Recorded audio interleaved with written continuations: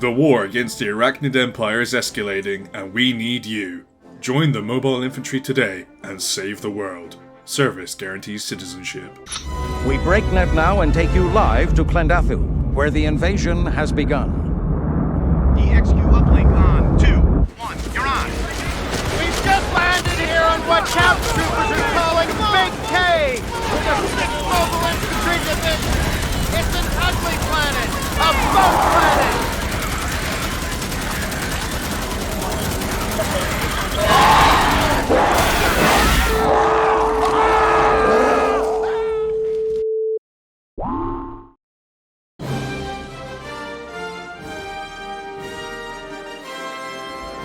Starship Troopers Extermination, currently in early access on Steam, is a team-based, cooperative, first-person shooter with a pinch of tower defense thrown in. The main gameplay loop involves deploying on a hostile bug planet, completing various objectives, building a base to defend a specific area, and finally having to escape via dropship, all whilst mowing down endless hordes of bugs. The game currently contains 3 playable classes, with each one having access to unique weapons, abilities and equipment, 1 gigantic map with randomized starting and objective locations, ensuring each match is different from the last, 2 game modes, AAS and ARC, 5 primary weapons, a basic rifle, a light machine gun, a carbine, a marksman rifle, and a grenade launcher, 2 secondary weapons, a basic pistol and an even bigger pistol, 1 heavy weapon pickup, an RPG, 5 enemies, drones, warriors, gunners, grenadiers and tiger elites, and 10 base construction pieces.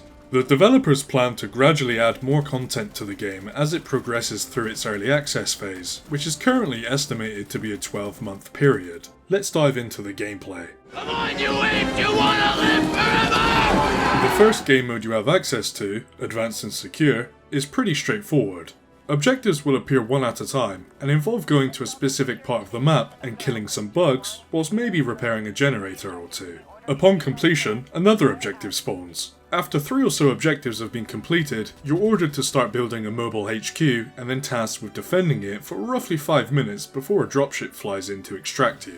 This whole game mode is essentially an extended tutorial that gives you an opportunity to learn the various gameplay mechanics in a lower stress environment before moving on to the main game mode, which is ARC.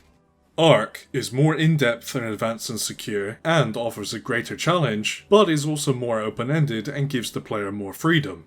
The team has multiple objectives this time, building or defending the base, collecting ore from refineries, collecting gas from refineries, and completing side missions. Building up the base is self-explanatory, but requires blue ore, which is extracted from refineries placed in specific areas of the map. A certain amount of yellow gas is required to complete the mission and trigger the base defense stage, and completing side missions either lowers the overall number of enemies on the map or gives access to a heavy weapon pickup.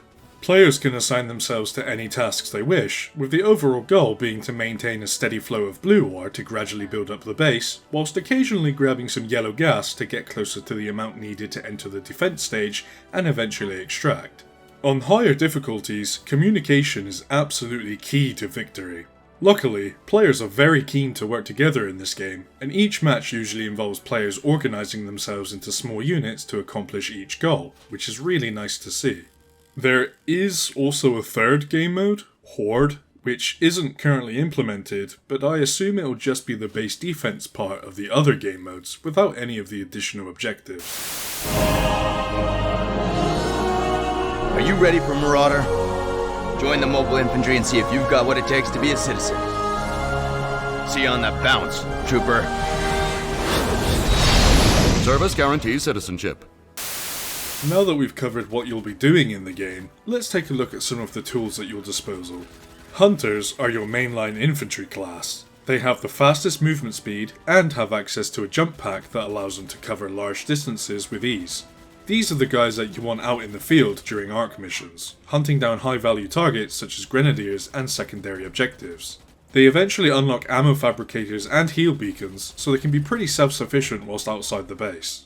Bastions are your tanky, defensive class. They have the largest health pools and perks related to reducing incoming damage. They are currently the only class that has access to the light machine gun, which kicks like an absolute mule, so you're forced to combine it with Bastion's secondary ability, Siege Mode. This locks the Bastion in place, but reduces incoming damage and makes recoil much more manageable. The trade-off for the light machine gun being so unwieldy is that it has the ability to stagger enemies. Instead of focusing on individual targets, Bastions should spread their gunfire out amongst as many enemies as possible, slowing them down and giving their teammates an opportunity to take them out. Bastions are obviously better off staying at the base, either building defences or patrolling the outskirts and keeping enemies at bay. They rely heavily on teammates as their ammo runs out extremely quickly and they don't gain access to any healing abilities until much higher levels. Operators are your support class. Currently, they are extremely valuable to the team and are arguably overpowered. They have a special backpack that allows them to carry resource containers and still maintain usage of their primary weapon, or they can carry 2 containers at a time and forfeit the usage of weapons. Operators gain quick access to healing items and ammo fabricators, as well as the ability to remotely revive downed teammates. They're also the only class that gets access to the grenade launcher, which is incredibly effective at dishing out area of effect damage. Needless to say, the operator excels at every task in the game, so it's a good idea to have a handful of them both at the base and out in the field completing objectives. Each class also has access to tertiary weapons such as grenades or mines, but these currently seem incredibly underpowered and barely worth using, so it would be nice for them to receive some sort of balance pass to make them more viable. Overall, Starship Troopers Extermination is an incredibly fun co-op shooter with a very strong early access launch. As time goes on and the developers add more of their planned features such as soldier customization, boss battles, and an extended gore system, I'm confident in saying that it's only going to get better and better from here on out. I was going to insert a segment here about what kinds of content they could potentially add, as there's a lot of stuff from the larger Starship Troopers universe that could be incorporated, including stuff from the various films, games, and even the tabletop RPG, but it ended up being a lot longer than I originally anticipated, so I'm considering making that a separate video entirely. Let me know if that's something you'd be interested in. Huge thanks to Offworld Industries for providing access to their game, and, as always, thank you, the viewer, for listening to me waffle on about video games. Be sure to subscribe to the channel and follow me on Twitter for regular milestone giveaways. See you next time.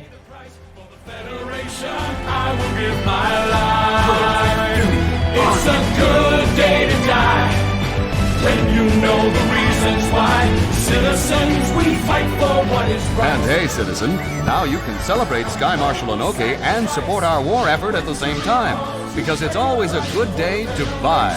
I will give my life for the Federation. I will give my life. Would you like to buy more?